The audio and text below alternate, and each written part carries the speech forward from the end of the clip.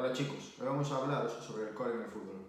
Vamos a explicar qué es el core, por qué es importante tanto a nivel de lesiones como a nivel de rendimiento, cuáles son las funciones principales del core, cómo podemos realizar una buena progresión de trabajo en el core, cómo incluirlo dentro de la sesión y al final vamos a dar una serie de conclusiones. El core está formado por tres sistemas: un sistema pasivo, incluyendo estructuras óseas y ligamentosas; un sistema neural, que incluye tanto el sistema nervioso periférico y el sistema nervioso central, controlando la activación de la musculatura; y un sistema activo, que es el conjunto de músculos que lo integra. Este conjunto de músculos son el recto abdominal, el transverso abdominal, los multífidos, el oblicuo interno, el oblicuo externo, el cuadrado lumbar, los erectores espinales, relacionados tanto con el glúteo mayor como con los isquiotibiales, como vamos a ver posteriormente, el diafragma, la musculatura que conforma el suelo pélvico y los rotadores de la cadera. El core es de vital importancia en nuestro sistema, ya que es el encargado de aportar estabilidad a nuestro cuerpo, de tal forma que tanto brazos y piernas podrán realizar movimientos teniendo como soporte esta musculatura. Además, nos sirve como transmisión de fuerzas desde miembros inferiores hasta miembros superiores.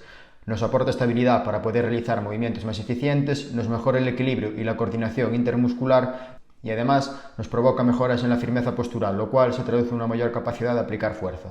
La ciencia actualmente nos está demostrando que déficit de fuerza en la zona del core está relacionado con diferentes lesiones, como por ejemplo las lesiones del ligamento cruzado anterior, ya que si no tenemos una fuerza suficiente en los rotadores externos de cadera, no seremos capaces de absorber las fuerzas que genera el suelo hacia arriba en los aterrizajes y no podremos controlar ese valgo dinámico. Otra lesión que está producida en muchos casos por déficit de fuerza en la zona central es el denominado groin pain, ya que suele ser generalmente luchas de fuerza entre la musculatura aductora y la musculatura del recto abdominal, lo cual puede provocar dolor en la zona del pubis.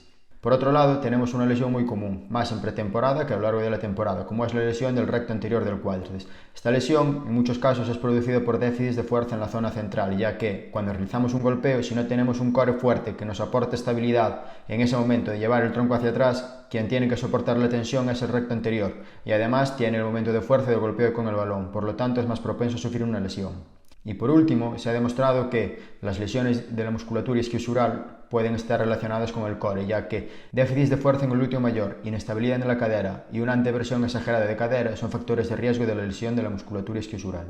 Por otro lado, la ciencia nos ha demostrado que unos buenos niveles de fuerza de la zona central está relacionado con una mejora en el rendimiento. Estas mejoras en el rendimiento pueden ser aumento de la capacidad de acelerar, un aumento en la agilidad, un aumento en el rendimiento del salto vertical, un aumento de la fuerza de golpeo y una mayor estabilidad en acciones dinámicas.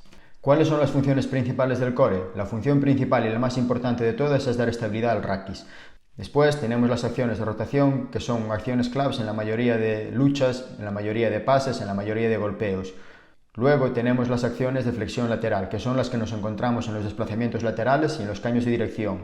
Tenemos los movimientos de flexión anterior, los cuales son menos frecuentes en el deporte, y para finalizar tenemos los antimovimientos anteriores, es decir, tener la capacidad de frenar los movimientos mencionados anteriormente. ¿Cómo debemos trabajar el core? La mejor manera de trabajar el core es de forma específica, es decir, en posiciones en donde se realicen la mayoría de las acciones específicas del juego. En general, estas acciones suelen ser de pie, con ejercicios que reproduzcan las acciones específicas del juego. Podemos utilizar tanto balones medicinales, gomas, trabajo de patrones de movimiento, pesas. Algo fundamental que debemos tener en cuenta es que no debemos trabajar el core de manera aislada, sino que debe trabajar en sinergia con las demás estructuras. Al principio, si nuestros jugadores no son capaces de realizar un control sobre este grupo muscular, podemos empezar el trabajo en el suelo para obtener ventajas de estar trabajando en una superficie estable y conozcan la activación de estos grupos musculares. A la hora de incluirlo dentro del trabajo de fuerza, una buena estrategia podría ser incluir ejercicios de core intercalados dentro de la sesión, es decir, utilizarlo como una especie de componente de descanso activo.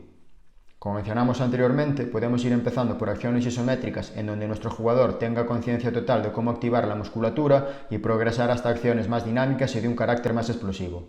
Como conclusiones finales, para trabajar el core de la manera más óptima, lo primero que debemos hacer es analizar cuáles son las acciones específicas de nuestro deporte en donde se ve sometido a una gran exigencia la zona central. El objetivo que nos debemos plantear es realizar dichas acciones de una manera óptima y eficiente. Para esto es fundamental realizar una buena progresión. Podemos empezar con un trabajo en el suelo si fuese necesario hasta que nuestro jugador sea capaz de controlar la zona central en las acciones más específicas del deporte. En el entrenamiento del core podemos utilizar todo tipo de material que nos imaginemos, incluso luchas con nuestro compañero y juegos con él.